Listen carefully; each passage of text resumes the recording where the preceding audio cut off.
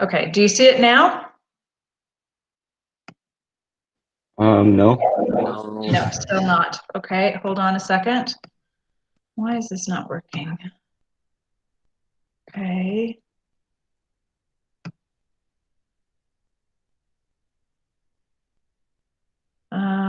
Share? Nope. Share an application window. Huh. Ah, there we go. Let's try. No, wait, cancel. Sorry, let me try this again. Share screen. Share my entire screen.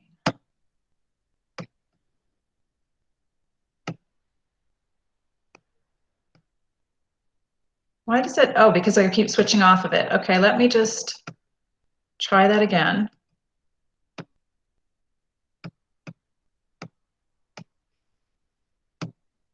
Okay, how about now? What do you see now? Yes, we can see it now. Ah, excellent. What if I go to present? Okay, can you still? We can still see it. You still see a blue screen. All right, so I'll go through this really, really quickly. I don't know if it'll let me skip slides or not. So once again, more than white coats. All right, scientists can look like anybody, okay? And they work with all kinds of materials, not just what we tend to think of as chemicals, things in flasks that look dangerous. Could be anything, okay? Sorry, skipping through this quite quickly. As I said before, we're made up of chemicals, and everything around us is made of chemicals. Okay, some valuable skills that you can develop in studying chemistry include numeracy, computer skills, practical skills, lab skills, communication skills, teamwork, and problem solving. And some careers, there's a list of some careers. If you want, I can share this presentation with you. Just send me an email. My email is m.tesan, T-E-S-A-N, @uwcdilijan.am. Okay, and other ways you could use your skills. As I mentioned, lots of different careers that rely on some skills or would be enhanced with some chemistry skills. Okay, now I've got 5 different career profiles. Shout out which one you want to see. You'll have to shout out because I can't see the chat when I'm on this screen. Okay. Sorry? First one, lab chem. Lab chem. Okay. Yeah, first one. Okay, so that's the one that I was starting to talk about before. Research chemists explore and invent new products and processes. So that's a pretty obvious choice with chemistry, is that you get to do research to develop new products and processes. So new ways of making things like pharmaceuticals. Okay, and this particular person has said that as a medical chemist, she uses her knowledge of chemistry, biochemistry, and physiology to find solutions to health-related problems. So I get a lot of students saying that they're interested in studying medicine, but they're not quite sure what they want to do in medicine. So you could be a research chemist and still be working in medicine. One of my students years ago went into that.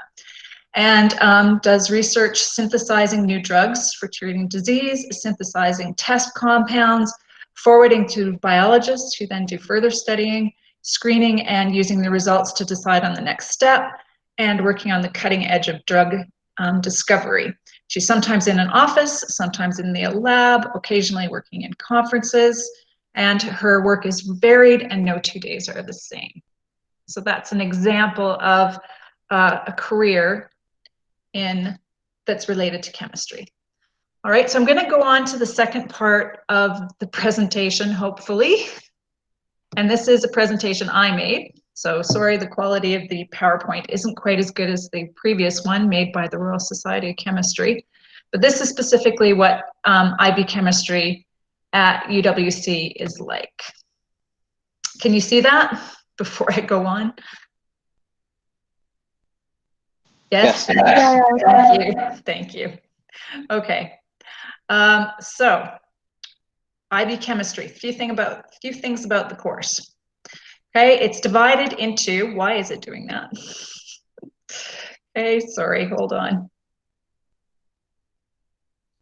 I'm having technical difficulties. All right, it's divided into 11 topics, okay? All 11 are studied at SL, so that means the core, and then 10 of them go into even more depth at HL. Okay, so stoichiometry is, again, the numeracy part, studying and quantifying chemical reactions. Then we look at atomic structure, because that's the building block of chemistry, is understanding what atoms are, what they're made of, so that we can understand how they combine and react. We look at the periodic table in topic 3 and look at patterns in the periodic table. And at a higher level, we go into a lot of depth on a specific group of substances on the periodic table, the transition metals. Then in topic 4, we do structure and bonding. So we look at how different compounds are formed and how how they're arranged, how the atoms are arranged and combined gives rise to the properties. So for example, why salts form crystals, but metals, why metals are, I don't know, what's a good example? Good conductors of electricity. That relates to the structure and bonding. Then we study energetics, so changes in energy, heat energy especially. Chemical kinetics, which is basically rates of reactions, how we can control the rate of reaction. We look at equilibrium reactions, those are reversible reactions and things that we can do to maximize productivity of reactions. Then acids and bases, redox processes, which are the ones involved in electroplating, purifying metals, making batteries, for example. Then everybody's favorite, organic chemistry. And then throughout that, we kind of weave in the measurement data processing and technologies like spectroscopy. So those are our topics. Okay, and we also study an option. So a choice of an option. We only study one. There's 4 possibilities: materials, biochemistry, energy, or medicinal chemistry. I generally select the option based on the makeup of the group. So if a lot of you are studying biology as well as chemistry, then I suggest we do the biochemistry topic because there's a lot of overlap. And if you're doing the physics topic, I tend to suggest we do the energy. Although I often get a lot of students that are interested in doing the medicinal chemistry, so sometimes we do that. But that's something we decide later on together in the course. I've mentioned that there's SL and HL. SL is more of a general level course. So if you're interested in chemistry, but you don't really think you're going to go into one of those chemistry related careers, or you're not going to study chemistry specifically at university, then SL is probably the way to go.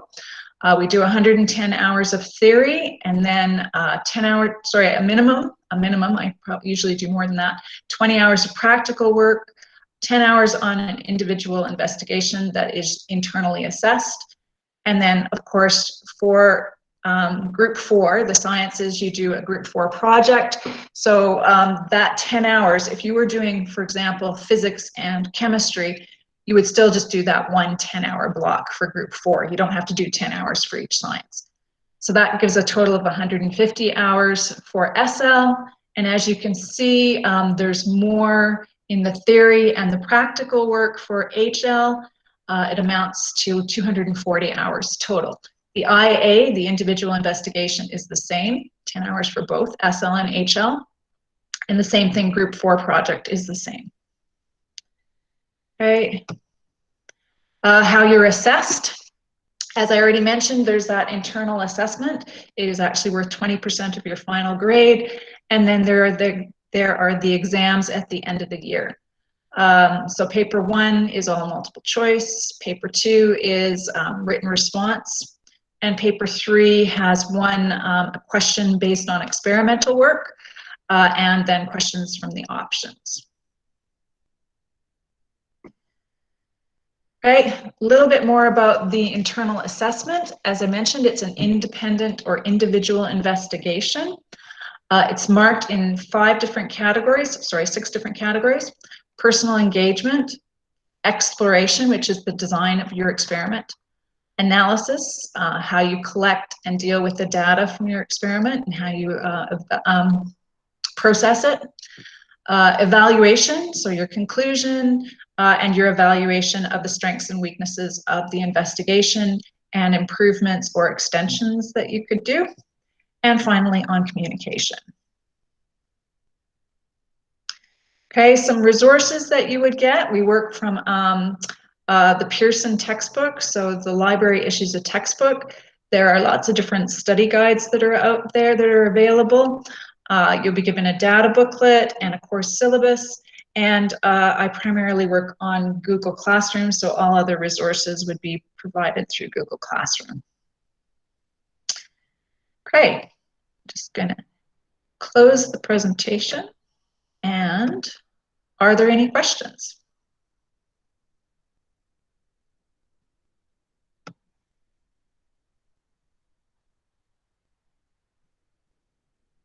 Okay, let me just go to the chat and see if it's about anything beside the fact that I was having technical difficulties.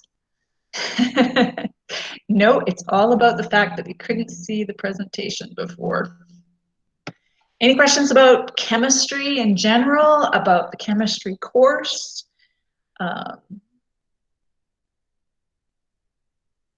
Anything like that? No questions at all? Well, like I said before, if you'd like to get a copy of that presentation, that first one, just email me. And if you have any specific questions, you could email me as well, m.tesan, T-E-S-A-N, @uwcdilijan.am. Okay, if you don't have any questions, then you're free to go, but I will stay on in case somebody does have a question.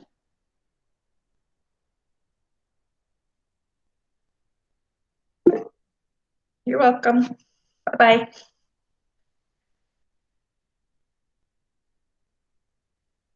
Got a couple here.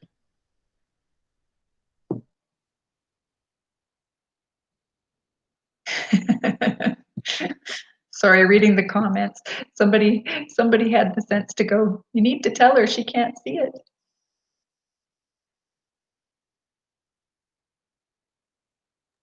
Okay. I'm gonna stop recording because I think that's everyone. Hi, I have a question. Oh,